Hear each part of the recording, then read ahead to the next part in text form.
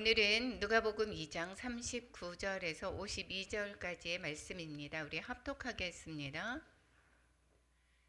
주의 율법을 따라 모든 일을 마치고 갈릴리로 돌아가 본 동네에 나사렛에 이르니라. 아기가 자라며 강하여지고 지혜가 충만하며 하나님의 은혜가 그의 위에 있더라.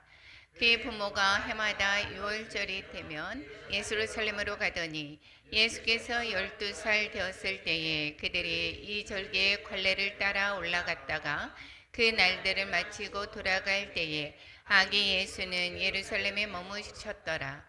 그 부모는 이를 알지 못하고 동행 중에 있는 줄로 생각하고 하룻길을 간 후 친족과 아는 자 중에서 찾되 만나지 못함에 찾으면서 예루살렘에 돌아갔더니 사흘 후에 성전에서 만난즉 그가 선생들 중에 인지사 그들에게 듣기도 하시며 묻기도 하시니 듣는 자가 다 그 지혜와 대답을 놀랍게 여기더라. 그의 부모가 보고 놀라며 그의 어머니는 이르되 아이야 어찌하여 우리에게 이렇게 하였느냐. 보라 내 아버지와 내가 근심하여 너를 찾았노라. 예수께서 이르시되 어찌하여 나를 찾으셨나이까. 내가 내 아버지 집에 있어야 될 줄을 알지 못하셨나이까 하시니 그 부모가 그가 하신 말씀을 깨닫지 못하더라. 아멘. 오늘은 예수님의 그 사생애라고 하면 예수님의 개인적인 생활의 삶을 말씀하고 있죠. 공생애가 30살 되시면서 이제 공생애가 시작되었다라고 하면 이제 애굽으로 갔다가 돌아와서 거기에서부터 이제 자라나는 그 시간들을 말씀하고 있습니다. 그런데 이제 우리가 다시 한번 예수님이 처음에 그 행적을 지금까지 돌아본 것에서 아기 때 어떻게 태어났는지 다시 한번 살펴보겠습니다. 마리아에게 성령으로 잉태되었고 이제 호적으로 인하여서 나사렛에서 어디로 갔다라고 했습니까? 요셉의 동네 본 고향 베들레헴으로 갔다라고 얘기를 했습니다. 베들레헴에서 이제 태어나게 되죠.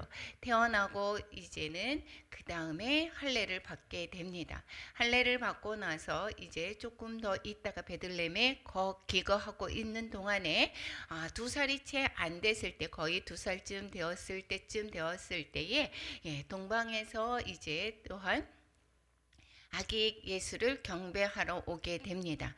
그래서 동방 박사들이 이제 그 선물을 주고 물약과 향금과 또한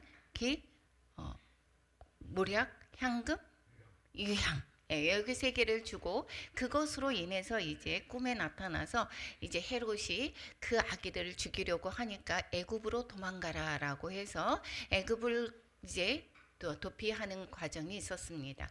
그래서 거기에서 이제 헤롯이 죽었으니까 이제 고향으로 돌아가라라고 말씀하고 있습니다. 헤롯이 그 BC 4세기에 죽었습니다.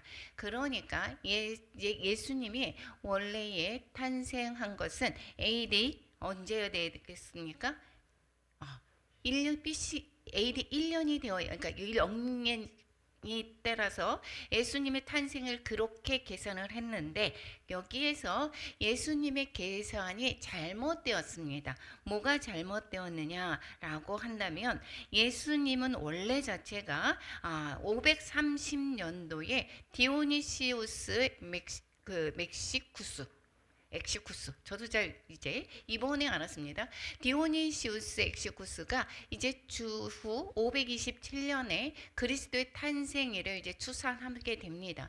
그랬을 때에 이 AD 1년으로 하여 시작이 되었는데 이것이 잘못 계산이 되어서 BC 4년이나 5년 정도에 태어난 것을 잘못 계산이 되어서 실제적으로 예수님이 태어난 시기는 헤롯이 죽기 전에 BC 4년에 죽었으니까 그 전에 5년 아니면 6년까지도 보는 경우가 있습니다. 그렇기 때문에 이제 다시 한번 살펴보게 되면 예수님은 이제 나사렛에서 태어나기 전에 예수님이 태어나기 전에 나사렛에서 거기에서 베들레헴으로 갔다가 베들레헴에서 이제 할례를 받고 또 이제 정결 예식을 또한 마리아가 할 때에 40일 때 성전에 올라가서 거기에서 안나도 보고 시몬도 보게 됩니다. 그리고 나서 이제 거기 태어났을 때는 거기에 목자들의 방문이 있었죠. 바로 태어났을 때는. 그리고 한참 지나서 이제 동방박사들의 경배를 받고 그리고 나서 애굽으로 피난하고 이제 돌아오게 되는 것입니다.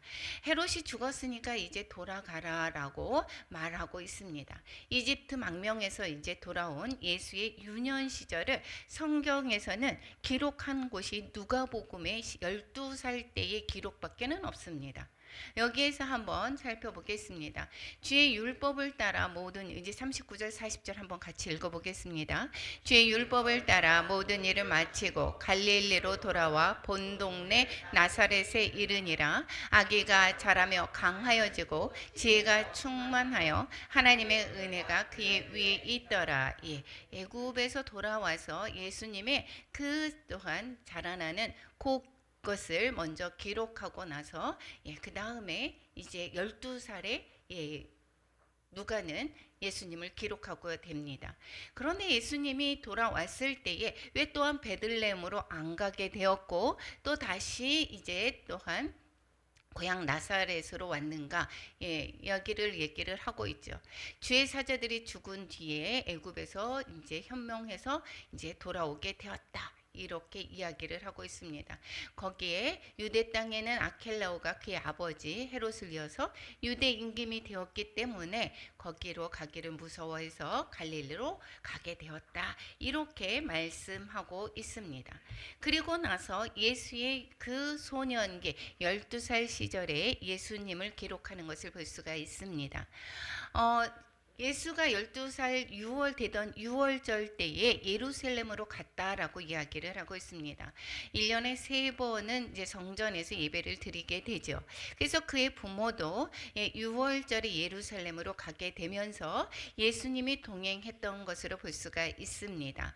거기에서 관례를 따라서 올라가서 그날들을 마치고 돌아갈 때에 여기에서 볼 때에 6월절에 가게 되면 또한 무교절까지도 있다가 오는 경우도 있지만 거기에서 6월절 지나고 그 다음부터가 무교절이죠. 그리고 초실절까지 그 가까운 그 시간까지 있다가 바로 가는 경우도 있습니다. 그래서 여기에서 그날들을 마치고 여기에 갔다라고 하는 것은 무교절까지 다 지내고 갔다라고 볼 수가 없이, 그러니까 본다라는 것이 아니라 바로 돌아갔다라고 볼 수도 있습니다. 그래서 그런데 이제는 아기 예수는 예루살렘에 머물렀다라고 말하고 있습니다. 그런데 이 부모가 같이 동행해서 갈릴리로 이제 고향으로 돌아갔는데 왜 부모는 이를 알지 못했는가? 여기에서 뭐라고 했습니까? 어디를 갔다고요? 하룻길을 갔는데 예수님을 같이 가지를 않는 것을 그때서 알았다라고 합니다. 우리의 상식으로는 이해가 되지 않지 않습니까? 가족끼리 같이 가서 두 손 잡고 다 이렇게 가는 거 아닙니까? 그런데 이때에 보게 되면 그때의 문화를 보게 되면 남자들이 가는 길과 여자들이 같이 가는 것이 아니라 이렇게 따로 가게 되었다라고 합니다. 여자들의 무리와 그리고 남자들의 무리가 이렇게 가게 된다라고 합니다. 그랬을 때에 아버지는 엄마하고 같이 있겠지 생각한 거고 엄마는 또한 요셉과 같이 있겠지라고 생각하면서 갔다라는 것입니다. 그랬을 때에 하룻길을 가고 나서 이제 예수님이 없어진 것을 그때서야 알게 됩니다. 그리고 만나지 못해서 예루살렘으로 돌아갑니다. 그리고 사흘 후에 성전에서 만나게 되었다라고 성경에서 기록하고 있습니다.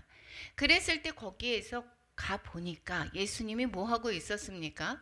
선생들 중에서 앉아서 듣기도 하고 무엇을 들었습니까? 말씀을 듣기도 하고 또 하기도 하고 또 묻기도 한다라고 얘기를 했습니다. 그런데 그 듣는 자들이 그 지혜와 대답을 놀랍게 여겼다 이렇게 말씀하고 있습니다. 기히 여겼다, 놀랍게 여겼다 이렇게 얘기하는 것은 계속적이고 반복적인 놀라움. 어쩌다가 그냥 놀라운 것이 아니라 이 예수님의 그 지혜를 너무도 놀라워했다라는 것입니다. 그랬을 때에 이 선생들은 과연 누구였는가? 여기에서 봤을 때에 그때에 유력했던 종파 사두개인이었을 수도 있지만 꼭 바리새파가 거기에 성경에 관해서 많이 논의를 하죠. 근데 꼭 바리새파만이 아니라 사두개인, 에세네파 선생일 수도 있고 열심 당원일 수도 있고 그러나 대체적으로는 바리새파였을 것이다라고 보고 있습니다. 이 예수님의 이 어린 시절은 정경에서는 누가복음에서 12살의 그 기록을 하고 있지만 외경으로 보게 되면은 정말 그 어린 시절을 많이 기록하고 있습니다. 여기에서 그 한 가지 중에서 도마복음에서 보게 되면 이것은 외경이기 때문에 여기에서 정경으로 보이지가 않고 그냥 참고만 하는 것입니다. 이것이 왜 그러면 확실하게 됐다라고 하면 정경으로 들어왔게 되겠죠. 그랬을 때에 랍비들은 여기에서 있을 때에 그때 당시에 힐렐, 삼마이, 가말리엘, 그 다음에 요나단, 시므온, 니고데모 이러한 사람들이 있었다라고 이야기를 하고 있습니다. 12살이던 예수님이 그때에 물어봤던 것은 율법학자들과 모세의 율법만이 물어본 것이 아니라 얘기한 것이 아니라 천문학과 의학과 물리학과 철학 등 다양한 어려운 주제에 관해서 학문적인 내용을 가지고 대화했다라고 여기에 도마복음에서는 기록을 하고 있습니다. 그런데 이것은 참고할 뿐입니다. 그렇지만 예수님의 뭐라 그랬습니까? 골로새서 2장 3절에서 보게 되면 이것은 공생애 때에 그러한 예수님의 지혜를 또한 말씀하고 있지만 그 어려서부터 아까 말하고 있지 않았습니까? 지혜가 풍성하더라, 넘치더라라고 했습니다. 그런데 이 골로새서 2장 3절에서 뭐라고 얘기합니까? 예수님 안에는 지혜와 지식의 모든 보화가 감추어져 있다라고 말씀하고 있습니다. 지혜는 이것은 옳고 그른 것을 판단하고 결정하는 능력의 이 총명을 말하고 있는데 특히 하나님의 지혜를 말씀하고 있습니다. 세상적인 지혜를 말하는 것이 아니죠. 그래서 여기에서 이야기하는 내용은 예수님은 특별한 교육을 받지는 않았지만 하나님의 지혜로 가득 차 있는 것 그리고 또한 지식이 또한 가득한 것을 우리는 알 수가 있게 되겠습니다. 그리고 이제는 이제 어머니가 걱정을 하고 부모님이 그 어머니가 얘기합니다. 왜 이렇게 걱정하게 했느냐 이렇게 얘기합니다. 아버지와 내가 근심해서 너를 찾았다라고 말씀하고 있죠. 이제 48절에 그럽니다. 그랬을 때 예수님이 대답하시기를 내가 내 아버지 집에 있어야 될 줄을 알지 못했습니까? 라고 이야기합니다. 이것을 때에 하신 말씀을 부모는 깨닫지 못했다라고 이야기를 하고 있습니다. 그래서 여기에 내 아버지 집은 여기에서부터 내가 하나님의 아들이다 라고 이렇게 얘기한다라기보다는 여기에서의 헬라의 원문은 내가 하여야 할 일이다 라고 이야기를 하고 있습니다. 이 내 아버지 집이라고 해석된 것은 그 원문의 뜻 내 아버지의 일이다 라고도 번역을 한다라고 얘기를 하고 있습니다. 즉 이것은 예수가 머물던 공간으로서의 이 성전 건물을 얘기하는 것이 아니라 사명에 관한 고백이고 선언을 하는 것을 볼 수가 있게 된다라는 것입니다. 그래서 새로운 퀸 제임스 버전의 이 영어의 성경에서는 내가 내 아버지의 일에 열심을 내야 하는 것을 모르셨나이까 이렇게 번역하고 있는 것을 볼 수가 있게 되겠습니다. 그러니까 예수님은 이 공생애를 하기 전에서부터 아버지의 일이라고 하는 것을 벌써 알고 있었다라는 것이고 본인의 그러한 사명이 무엇인가를 뚜렷이 알고 있었던 것을 볼 수가 있게 되겠습니다. 그러면서 이제 51절 52절에서 누가는 이렇게 이야기를 하고 있습니다. 예수는 지혜와 키가 자라가며 하나님과 사람에게 더욱 사랑스러워 가시더라. 이렇게 말씀하고 있습니다. 하나님께만 여기에서 사랑스러워 가는 것이 아니라 사람에게도 더욱 사랑스러워 가더라. 이렇게 표현을 하고 있습니다. 우리는 또한 무엇을 바라봅니까? 사람에게 잘 보이기 위해서, 사람에게 내가 근사한 사람이 라고 돋보이게 하기 위해서 나는 살아가는 것입니까? 아니면 어떻습니까? 나는 하나님과의 밀접한 관계, 나는 하나님이면 돼 라고 하면서 이웃에 관한 사랑을 펼치지 못하는 그러한 모습인 것입니까? 하나님의 계명은 뭐라고 했습니까? 하나님을 사랑하고 이웃을 사랑하라 이렇게 말씀하신 것과 같이 이 예수님의 어린 시절도 이 지금 12살의 기록을 보아서 여기에서 보았을 때에 하나님의 말씀뿐만 아니라 하나님의 그 말씀에 순종하는 것뿐만 아니라 사람에게 대해서도 사랑스러워 갔던 그러한 예수님의 그러한 성품과 그러한 자신의 그러한 삶을 볼 수가 있게 되겠습니다. 우리는 어떻습니까? 우리도 그렇습니다. 예수님이 은혜가 그의 위에 있더라. 누가복음에서 40절에 또 이야기하고 사람에게 더욱 사랑스러워 가시더라 라고 하는 것은 이것은 어렸을 때부터 영혼육의 모습이 균형 있고 안정된 하나님의 아들로서 모습이었다라는 것을 볼 수가 있습니다. 저도 예전에는 그랬습니다. 물론 예수님의 그 예배를 드려야 돼. 아들에게 자녀들에게 가르쳤지만 이 주일날에도 또 학원 가기를 바라고 그래서 일부에도 또 예배를 같이 드리러 가고 그리고 세상의 것을 또한 높은 학교를 가기 위해서 또한 그 세상의 학문들을 더 잘 익히게 하기 위해서 하나님의 말씀을 읽어주기보다 더 세상의 학문에 더욱더 열심히 가르치려고 애썼던 그러한 나 자신의 모습을 수가 있습니다. 나뿐만이 아니라 많은 사람들이 그렇게 하고 있습니다. 세상에서 내 자녀가 세상의 공부를 많이 해서 높은 위치에 가려고 하는 것, 이러한 모든 것들 매사에 무엇입니까? 명문대 가는 거, 그리고 무엇을 전공했는지, 내가 돈이 얼마나 많은지, 이것보다도 매사에 삶의 지혜가 더 필요하다라는 것, 이 또한 예수님의 삶을 통해서 가르쳐 주고 있습니다. 그래서 잠언에서 이렇게 얘기하고 있습니다. 여호와를 경외하는 것이 지혜의 근본이고 거룩하신 자를 아는 것이 명철이다. 경외하는 것이 지혜의 근본이다라고 얘기를 합니다. 그러니까 우리가 지혜다라고 해서 똑똑해지려고 잠언서를 읽지 않습니까? 그런데 세상의 지혜를 얘기하는 것이 아니라 여호와를 경외하는 것이 바로 지혜의 근본이다라는 것을 가르쳐주고 있습니다. 나는 하나님의 아들이라고 하는 자각과 확신을 가지고 있습니까? 나는 하나님의 아들로서 어떻게 살고 있는지, 나 자신을 또한 내 자녀를 어떻게 양육하고 있는지를 다시 한번 돌아보아야 될 것입니다.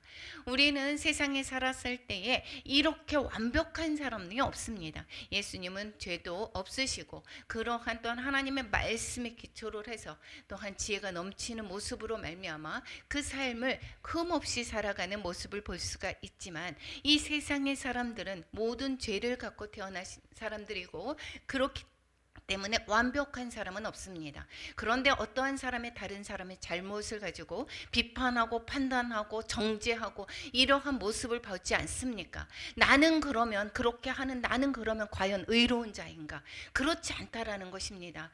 그래서 요즘에 김세론이 여기 연예인의 그 어린 아이 24살의 아이가 결국은 그 사람의 음주운전에 잘못을 했지만 그것을 포용하는 그러한 능력이 없으니까 세상에 받아주는 그러한 것이 없으니까 짧은 삶을 또 마감하지 않았습니까? 이것이 세상의 삶의 우리의 모습이 아닙니까?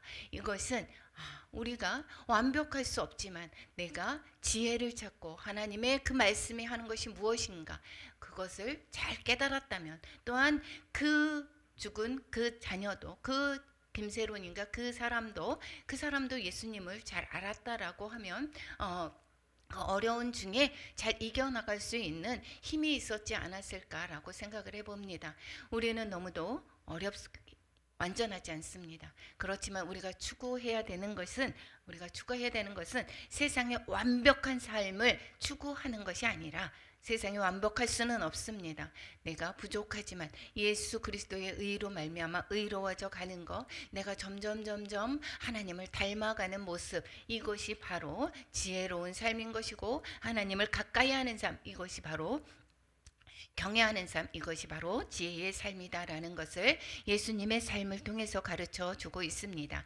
예수님의 그 사생애의 삶을 전체적으로 한번 12살을 기준으로 우리가 한번 추측해 보겠습니다.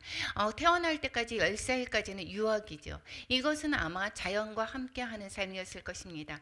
갈릴리는 농사를 많이 짓죠. 그래서 예수님께서 공생애를 하실 때에 농사의 비법에 많이 얘기를 하는 것을 볼 수가 있습니다.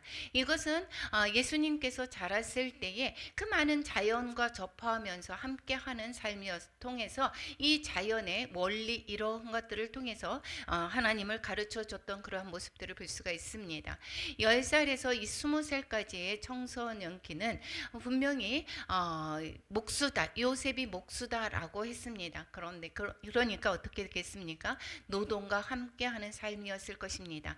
12살의 아버지가 거기에 같이 갔다라는 이야기가 있지만, 아버지의 이야기는 요 12살의 기록 외에 더 이상 아버지 요셉에 관해서 이후의 삶에서 나오지 않습니다.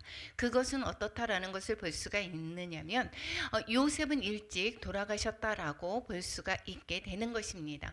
그렇다라고 하면 여기에서의 맞이의 그 예수님의 삶은 정말 많은 어려움을 겪고 있는 그러한 노동과 함께하는 그러한 삶이었을 것이다 라는 것을 우리는 미루어 짐작할 수가 있게 되겠습니다. 세 번째는 20살에서 30세까지의 청년기입니다. 물론 이때도 노동하고 많은 집안의 그러한 삶을 또한 책임져야 하는 그러한 노동의 삶이었지만, 이 12살에서 13살에서 보면 이때는 여기에서 이제는 다 자랐다라고 하는 그러한 표시로 여기에서 13살에 그때에 성전에 간다라고 합니다. 12살에 갔다라고 하면 1년, 2년 정도 빨리 가는 경우도 있다라고 하는 것을 보았을 때에 그때에 보았을 때 보면 이제는 다 컸다라고 하는, 자기 스스로 율법을 지켜나가야 되는 그러한 나이다라고 이렇게 하는 나이가 13살입니다. 그러므로 말미암아 20세, 30세까지의 청년기, 그때는 그 22세의 그때의 지혜가 넘쳤다라고 하는 것을, 더하여 가더라라고 하는 것을 보았을 때에 기도와 함께하는 삶, 즉 공생애를 준비하는 그러한 삶이었을 것이다 라고 보고 있습니다. 과정 환경은 어떻을 거라고 보겠습니까? 미뤄 추측하건대 목수는 그렇게 어렵지도 또 가난하지도 않은 삶이지만, 적어도 이 예수님의 식구는 4명의 남동생 이야기가 뒤에 나오죠. 2명의 누이 동생이 있었을 것으로 추정을 하고 있습니다. 그렇지만 나오지 않은 사람도 더 있을 수도 있기 때문에 그렇다라고 볼 수는 없지만, 적어도 이제 9명, 예수님과 부모님 2분 해서 9명이었을 것이고, 또 아버지가 일찍 돌아가셨으면 그 가정의 생계를 책임져야 하는 그러한 위치에 있었다라는 것을 볼 때에 예수님의 그 가정은 정말 어려웠던 그러한 가정이다라는 것을 볼 수가 있습니다. 고린도 후서에서도 이렇게 기록하고 있습니다. 한번 같이 읽어보겠습니다. 8장 9절. 우리 주 예수 그리스도의 은혜를 너희가 알거니와 부요하신 자로서 너희를 위하여 가난하게 되심은 그의 가난함을 인하여 너희로 부욕케 하려 하심이라. 이렇게 말씀하고 있습니다. 즉 경제적인 형편이 좋았다고요? 나빴다고요? 예수님은 가난했다라는 것을 볼 수가 있습니다. 우리의 가난한 그러한 마음들도 주님은 그래서 우리를 잘 이해할 수 있는 것입니다. 우리의 어려운 형편, 그것을 다 이해한다라는 것입니다. 그 고난을 모두 다 이해한다라는 것입니다.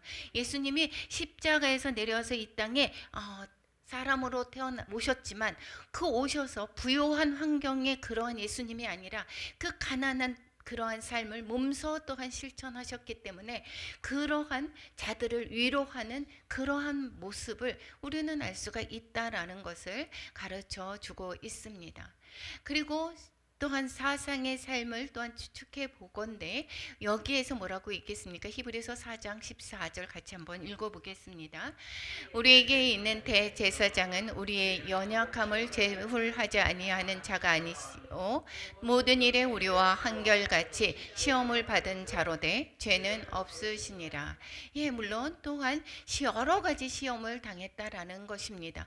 예, 우리의 연약한 그러한 모습들을 주님께서 모두 다 겪으셨다라는 것입니다. 그렇기 때문에 어떠한 분야에 어떠한 외로움 또한 고독 또한 다른 사람들의 그러한 버려짐 이러한 것 가난 모든 것을 또한 경험하셨기 때문에 우리의 모든 것을 또한 위로하시고 또한 아시고 또한 우리를 또한 건지시는 그러한 분이시다라는 것을 가르쳐 주고 있습니다. 모든 시련과 시험을 유혹받았음을 또한 추측해 볼 수가 있고 그럼에도 불구하고 예수님은 그렇게 죄가 없어서 그래서 인간 구원을 위한 그러한 완전한 대속 제물이 될 수가 있었던 것을 또한 기록하고 있는 것을 볼 수가 있습니다. 18년이 지난 예수님이 30세쯤 되었을 때의 시대적인 배경은 그러면 어떻게 됐는가? 이제는 12살의 그 기록 외에 이제는 바로 이제 세례 요한의 기록이 나타나고 있습니다. 성경에 대해서 성경에는 예수님의 그 사생애에 대해서 그렇게 크게 기록하지 않는데 이제 바로 이제 예수님의 사역하기 시작하기 전에 그때의 배경을 시대적인 배경을 우리가 한번 살펴보게 되면 누가복음에서 기록을 하고 있습니다. 이 누가는 의사라고 얘기를 했습니다. 자료를 다 수집을 해서 그렇게 기록을 했기 때문에 시간 순서뿐만 아니라 여기에 시대적인 그러한 모든 것들을 잘 기록한 것을 볼 수가 있습니다. 누가복음 3장 1절에서 보면 본디오 여기에 디베료 황제가 통치한 지 15해라고 얘기를 합니다. 그러니까 로마의 황제가 디베료 즉 티베리우스라고 하는 것이고 본디오 빌라도가 유대 총독으로 있었다라는 것이었고 예수님이 태어났을 때는 대헤롯이었었죠. 그런데 유대의 그 총독과 이 이스라엘의 전체가 대헤롯이 또한 총독으로 있었다면 이제 분할이 돼서 그 자녀에게 넘겨가게 됩니다. 그런데 이 유대는 그때 당시에는 로마에서 직접 파견해서 빌라도가 유대의 총독으로 있게 되고 헤롯이 이제 안티파스가 갈릴리의 분봉왕으로 있고 또한 빌립이 이두레와 드라고니 지방의 분봉왕 루사니아가 아빌레네의 분봉왕으로 있었다라고 얘기를 하고 있습니다. 그리고 대제사장은 누구냐? 2절에서 보니까 안나스와 가야바가 대제사장으로 있을 때라고 이야기를 하고 있습니다. 대제사장이 2명이라기보다는 그때 가야바가 대제사장이었지만 그 안나스가 대제사장의 그러한 많은 부분들을 또한 섭정했던 것을 볼 수가 있게 된다라는 것을 가르쳐 주고 있는 것입니다. 그랬을 때에 사가랴의 아들 요한 몇 개월 차이였었죠. 엘리사벳에게 잉태되었을 때에 예수님과 6개월 차이였던 것을 먼저 또한 이야기를 들었습니다. 다시 한번 살펴보게 되면 로마 황제는 티베리우스였고 그 다음에 4년에 이제 헤롯이 죽었다라고 얘기를 했었죠. 그때 세 아들에게 이제 분할 통치하게 됩니다. 그랬을 때 아켈라오가 이제 유대를 이제 다스리게 되었는데 분봉왕으로 되었는데 이 이제 아켈라오의 악정으로 말미암아 이 분란이 일어났고 그래서 AD 6년에 폐위됩니다. 그리고 유대 지역은 로마가 총독을 파견해서 이제 본디오 빌라도 우리가 사도신경으로 신앙을 고백할 때 계속해서 나오는 본디오 빌라도가 여기에 총독으로 있을 때였습니다. 그리고 각 지방에 아까 헤롯 가문의 안티파스와 빌립이 있었다라는 것이고 지도로 보게 되면 이렇게 초록색이 여기에서 본디오 빌라도 그 다음에 그 아들 여기에서 안티파스가 이 분홍색 그 다음에 빌립이 이 노란색의 그 지도에 분봉왕으로 있었다라는 것입니다. 여기에서 있을 때의 대제사장은 안나스라고 그랬습니다. 그런데 가야바가 이제 안나스가 아니라 가야바라고 했습니다. 그런데 안나스가 계속해서 실권을 가지고 있습니다. 근데 안나스는 원래 자체는 6년에서부터 15년까지 대제사장으로 있었고 그때 후에 이스마엘이 15년, 또 엘리아잘이 16에서 17년, 또 시몬이 18년, 17, 18년, 그 다음에 사위 가야바가 그때 당시에 대제사장으로 있었던 것입니다. 그런데 가야바의 장인이었고 이제 사위였다라고 했죠. 장인이면서 안나스가 계속해서 영향력을 행사했던 것을 볼 수가 있게 되겠습니다. 이제 세례 요한에 이제 등장하게 됩니다. 이거는 사복음서에서 다 기록하고 있는 것을 볼 수가 있습니다. 누가복음, 마가복음, 요한복음. 이 요한의 공생애는 AD 23년에서 24년경에 이제 시작했던 것을 볼 수가 있습니다. 왜냐? 예수님이 AD 만약에 30살이다. 그러면 예수님의 공생애의 시작은 우리가 생각하는 AD 30년이 아니게 되겠죠. 그렇죠? 5년이라고 한다면 AD 25년일 것이고 거기보다 한 1년 정도 더 앞섰다라고 한다면 23, 4년 정도의 세례 요한의 공생애가 이제 시작이 되었을 것입니다. 세례 요한이 먼저 온 목적은 요한복음이 이렇게 이야기를 하고 있습니다.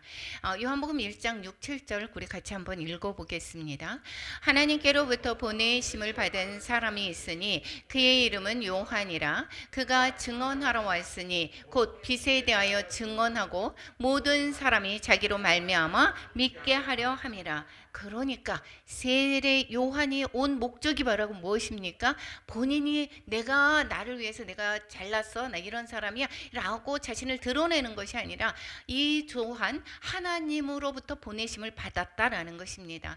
우리가 하나님으로 보내심을 받은 사람인 것은 바로 누구를 이야기를 하고 있습니까?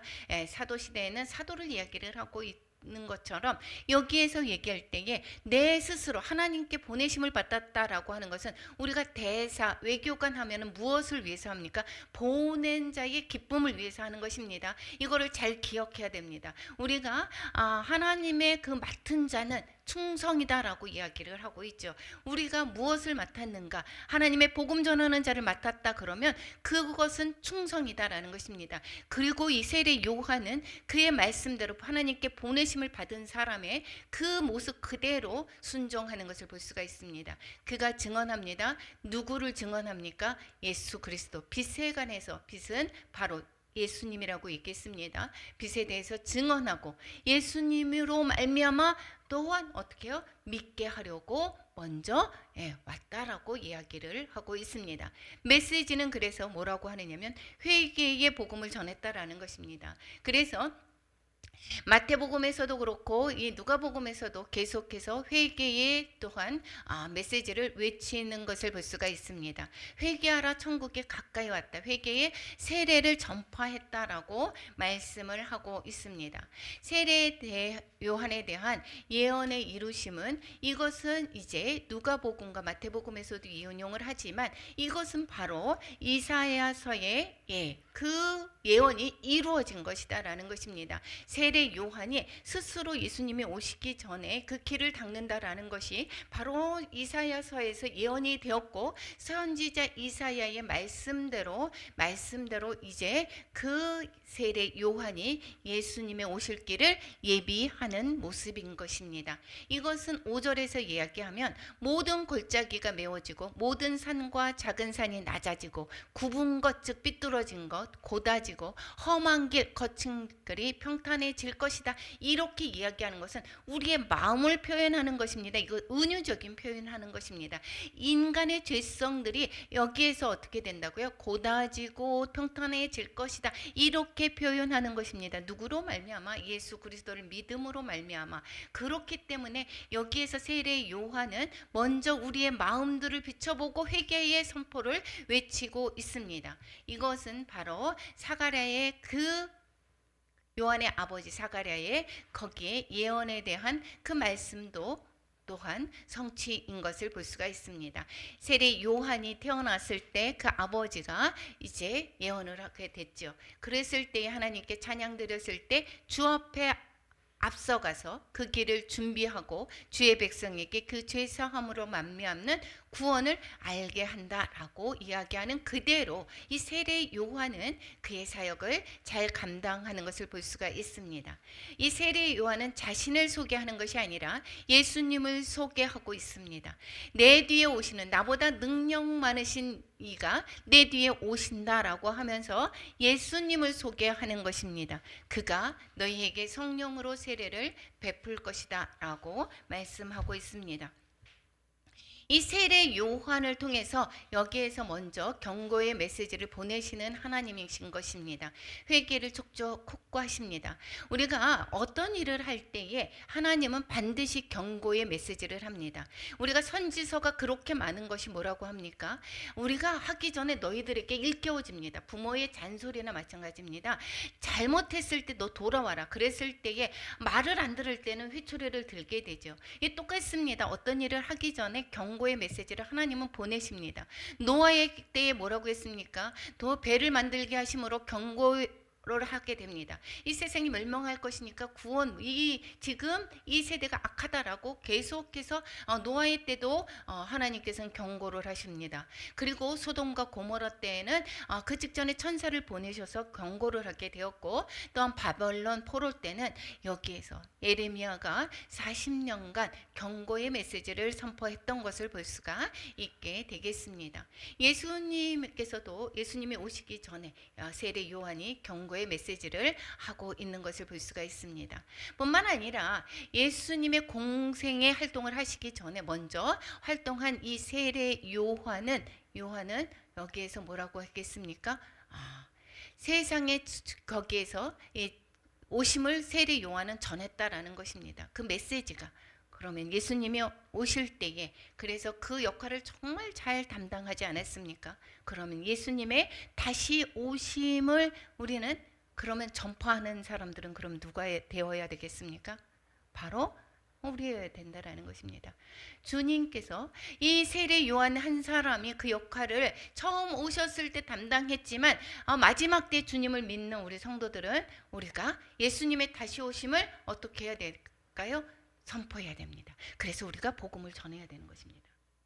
그래서 우리가 어떻게 해요? 우리가 맡은 자, 우리는 나는 목사가 아니야, 나는 권사가 아니야, 난 집사가 아니야가 아니라 우리 먼저 맡은 자들은, 예수님을 먼저 믿은 자들은, 그들은 어떻게 됩니까? 주님의 다시 오심을 선포하고 복음을 전해야 되는 그러한 사명을 우리에게 주셨습니다. 그러니까 우리는 외치는 자가 되어야 되는 것입니다. 외치는 자의 자세는 바로 주님만을 드러내야 되는 것입니다. 내를 드러내는 것이 아닙니다. 말씀만 드러내야 되는 것입니다. 외치는 자의 소리는 여기에서 내가 드러나게 되게 되면 어떻게 됩니까? 이것은 소음이 되는 것입니다. 소리가 아닙니다. 우리는 말씀을 선포하고 우리가 하나님의 그 또한 그 주님을 더욱더 선포할 때 이것이 바른 복음의 소리지, 이것이 자신을 드러내고자 하면 이것은 바로 소음이 되는 것입니다. 지금도 많은 소음으로 세상을 어지럽히는 사람들이 정말 많이 있습니다. 나는 주님을 믿어라고 하면서도 그 사람을 보고 어떻게 합니까? 오히려 주님께로 가는 길을 막고 있는 자들이 얼마나 많은지를 모르겠습니다. 그것이 바로 내가 아닌가를 다시금 돌아보아야 될 것입니다. 그래서 우리는 가정에서도 어떻게 해야 됩니까? 예수님이 하나님과 사람이 보시기에 사랑스러워졌다라고 하듯이 우리의 삶이 그래야 된다라는 것입니다. 그것이 복음 전하는 삶인 것입니다. 우리가 세상 사람들과 별반 다름없는 사회생활을 하고 가정에서도 그와 같은 삶을 살게 된다라고 하면 그것은 너나 잘 믿어라고 하는 그러한 비웃음의 조롱의 대상이고 하나님의 이름을 또한 높이지 못하는, 추락시키는 그러한 행동이 된다라는 것입니다. 그리고 불의한 자들과 세상 악과의 싸움에서는 담대해야 되는 것입니다. 세례 요한은 자기의 목숨을 아끼지 않았습니다. 우리는 복음을 전할 때 다른 사람들이 나한테 뭐라고 할까봐 쭈삣쭈삣해서 제대로 전하지 못하는 경우 정말 많지 않습니까? 저 사람이 나를 싫어하면 어떻게 될까? 이제 그만 좀 얘기해. 이렇게 지겨워. 이런 소리 듣는 것이 싫어서 내가 세상에 복음을 전하는데 망설이고 있지는 않습니까? 이 세례 요한은 자신의 안위를 생각한 것이 아니라 많은 사람들 앞에서 담대하게 주님의 복음을 전했다라는 것입니다. 세상의 핍박과 환난의 두려움 앞에서 담대한 것은 바로 내가 진리를 확신할 수가 있을 때, 내가 복음을 전할 때에 이것이 하늘의 상급인 것이고 하나님께서 기뻐하시는 일이고 이것이 반드시 우리의 천국의 삶, 구원의 삶을 이루어가는 것이다. 내가 진리로 확신하게 있다라고 하면 담대해지는 것을 볼 수가 있습니다. 그럴 때에 어떠한 사람이 칼을 놓고 칼을 들이민다 해도 우리가 순교할 수 있는 그러한 신앙이 되는 것은 바로 진리로 완전히 확신할 때, 그럴 때 우리는 담대할 수가 있는 것입니다. 우리는 진리를 바로 알아서 좌로나 우로나 치우치지 말아야 될 것입니다. 성경에는 구원을 위한 수많은 예언과 그 성취가 기록되어져 있습니다. 세례 요한을 먼저 보내서 세례 요한의 그 성취된 것을 통해서 이 아직도 성취되지 않은 것들에 대한 그러한 신뢰도를 더하고 있습니다. 세례 요한 것도 어떻게 합니까? 이루어졌어. 그럼 예수님도 어떻게 될까요? 이루어지는 것이고, 바로 예수님이 다시 오심도 어떻게 된다라고요? 이루어진다라는 것입니다. 우리는 어떻게 해야 되는가? 예수님을 맞을 준비를 해야 되는 것입니다. 가까이 왔다라고 얘기를 합니다. 지금은 자다가 깰 때가 되었다라고 말씀하고 있습니다. 세상에 어떤 그 무엇보다도 주님을 먼저 우리는 찾아야 되는 것이고, 먼저 그 나라의 의를 구해야 되는 삶이 바로 지금이다라는 것을 기억하시기 바랍니다. 주님은 바로 오시게 됩니다. 그 주님의 다시 오심을 우리는 준비하며 또한 하나님께 영광 올려드리는 그러한 삶을 사는 우리 모두가 되기를 축원합니다. 기도하겠습니다.